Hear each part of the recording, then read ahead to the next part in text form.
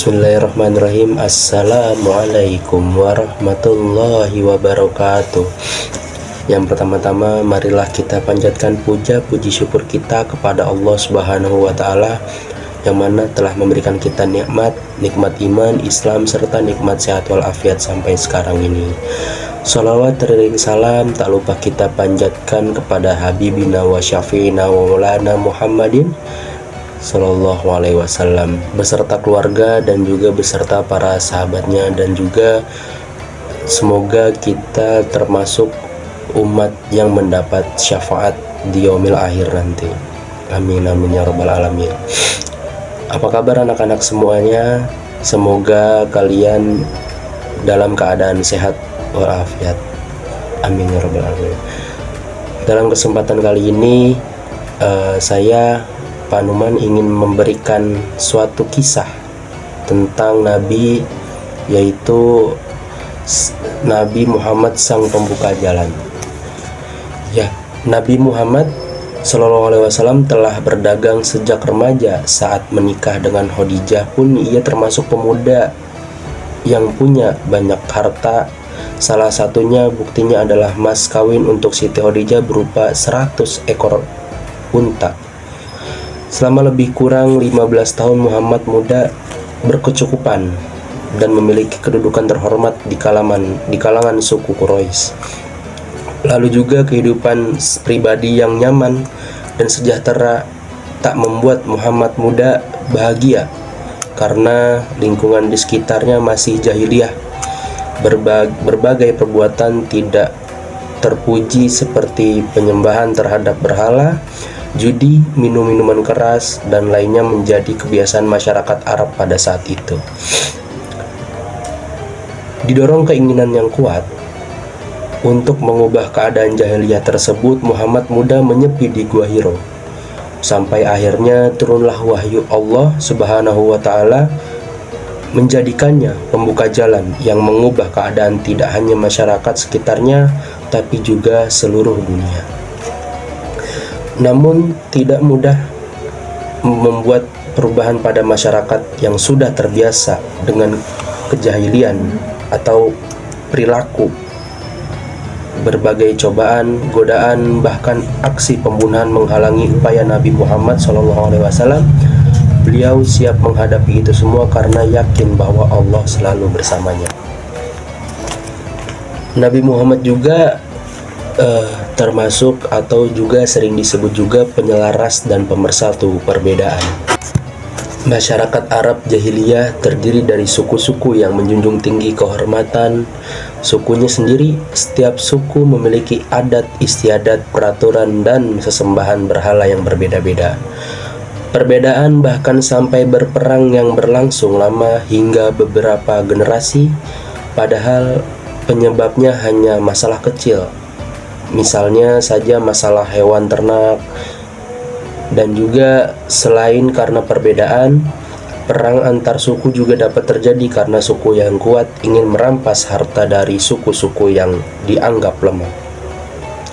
Tidak ada peraturan yang dapat mencegah kezoliman suku yang kuat itu kepada suku yang menjadi penentu. Perang Dahis dan perang Gahabara merupakan contoh perang suku yang terkenal. Suku yang berperang adalah suku Abis melawan suku Zibayah dan Fizrayah.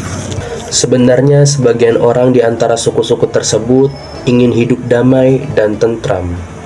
Nabi Muhammad SAW hadir sebagai pemersatu dan penyelaras perbedaan yang ada pada suku-suku Arab. Perbedaan menjadi keunikan, bukan sumber pertikaian. Beliau memberikan penyesalan masalah suku-suku tanpa memihak pada puncak kepemimpinan Islam. Semua suku bergabung menjadi satu kekuatan yang disegani oleh bangsa-bangsa besar pada masa itu seperti Romawi dan Persia. Memberikan lebih banyak manfaat, setelah perang Badar, Nabi Muhammad SAW memutuskan agar para tawanan perang tidak harus membayar tebusan untuk membebaskan dirinya. Nabi Muhammad SAW memperbolehkan tawanan yang bisa membaca dan menulis untuk membebaskan dirinya dengan cara mengajarkan baca tulis kepada 10 anak muslim. Nabi Muhammad memahami bahwa kemampuan baca tulis yang diajarkan para tawanan lebih bermanfaat bagi umat Islam dibandingkan dengan tebusan.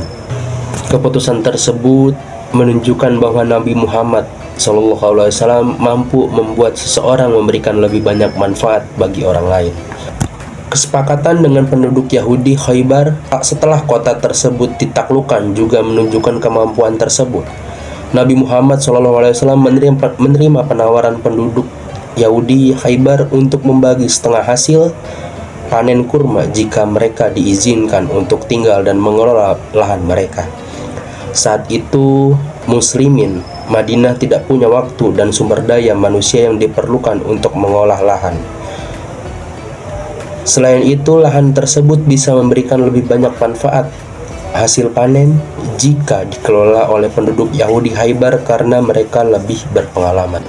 Ada satu kisah dari seorang sahabat Nabi Muhammad, yaitu dari Sahih bin Sa'ad, meriwayatkan bahwa suatu ketika datang seorang wanita memberikan burdah atau kain kepada Nabi Muhammad SAW. Beliau menerima pemberian tersebut dengan senang hati dan memakainya. Tidak lama kemudian seorang sahabat datang meminta kain tersebut dan Nabi Muhammad SAW memberikan kain itu kepadanya. Setelah Nabi Muhammad SAW pergi, sahabat tersebut ditegur oleh para sahabat lainnya karena Nabi Muhammad sedang benar-benar membutuhkan kain itu. Dan beliau tidak pernah menolak permintaan orang lain. Sahabat tersebut kemudian menjelaskan bahwa dia meminta kain tersebut untuk dijadikan kain kafan saat dirinya kelak meninggal. Hadis riwayat Bukhari. Ibnu Abbas mengatakan bahwa Nabi Muhammad adalah manusia yang paling dermawan. Nabi Muhammad paling dermawan pada bulan Ramadan saat Jibril menemuinya. Kedermawanan Nabi Muhammad SAW melebihi angin yang berembus, menurut hadis riwayat Bukhari dan Muslim. Jabir bin Abdullah menyebutkan bahwa Nabi Muhammad tak pernah mengatakan tidak jika diminta sesuatu. Selain itu juga Nabi Muhammad berpandangan jauh ke depan. Dalam satu kisah, pemilihan Habasyah sebagai tujuan hijrah menunjukkan karakter Nabi Muhammad SAW yang berpandangan jauh ke depan. Habasyah dipilih dengan pertimbangan bahwa Najasyi atau Raja Habasyah adalah penguasa yang baik. Selain itu, para sahabat yang dipilih Rasulullah untuk hijrah berasal dari keluarga yang terhormat dan mampu memberikan perlindungan selama mereka berada di Mekah. Hal itu menyiratkan bahwa alasan perintah hijrah ke Habasyah lebih karena keinginan untuk mencari lahan dakwah yang baru, bukan sekedar ingin mencari perlindungan. Perjanjian Hudaybiyah juga menunjukkan kemampuan Rasulullah SAW memandang jauh ke depan. Saat itu, sebagian sahabat merasa perjanjian damai tersebut merugikan kaum muslimin. Sebenarnya Rasulullah SAW telah memikirkan bahwa kaum Quraisy tidak akan sanggup berdamai selama 10 tahun. Kalaupun sanggup, dalam waktu 10 tahun, Quraisy tidak akan mampu mengembalikan kekuatan dan perekonomian. Sedangkan umat muslim akan jauh lebih banyak dan lebih kuat dibandingkan dengan Quraisy.